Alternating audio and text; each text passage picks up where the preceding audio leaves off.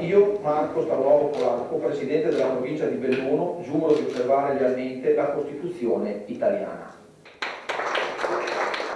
Alle 14.30 Marco Staunovo Polacco ha prestato giuramento di fedeltà alla Costituzione nella Sala Consiglio della provincia di Belluno e poco meno di un'ora dopo in Commissione Unica ha fissato la data delle elezioni che rinnoveranno il Consiglio provinciale. Si voterà domenica 17 maggio. Staunovo sarà il presidente delle grandi concessioni idroelettriche ma anche delle questioni tuttora irrisolte contenute in 3 mozioni depositate dalla consigliera di opposizione Cindy Manusci sulla tratta ferroviaria Ponte Calalzo, sul Maserotta e le o la centralina sul Vajont. La tematica delle grandi concessioni, su questo concordo con la consigliera Manusci, è un tema assolutamente da affrontare nell'immediato. Ritengo che il Consorzio possa dare assolutamente una mano a quello che è il ruolo della provincia e quindi credo che la sinergia anche in questo caso fra gli enti territoriali sia indispensabile da affrontare. Manusci si è spinta oltre chiedendo a Staunovo di sbloccare lo stallo della provincia che non fa bene né all'ente né ai cittadini e di guardare positivamente alla dinamicità politica che ha caratterizzato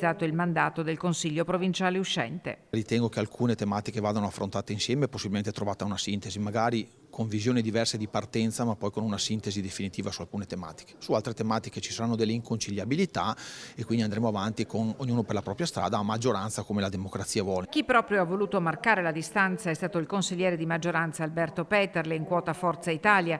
Questa divisione non ha fatto il bene del territorio e mi auguro che questa cosa non succeda più nel prossimo, ha affermato, scoccando un dardo avvelenato nei confronti della collega Manusci. Fa una cosa che io non riesco a fare e non sono capace di fare, ovvero parlare per 10 minuti dicendo molto poco. Rumors danno Alberto Peterle in pole position al prossimo Consiglio con il sostegno incondizionato di Fratelli d'Italia, pronto a mettere da parte l'infaticabile Massimo Bortoluzzi, resistente quanto scomodo.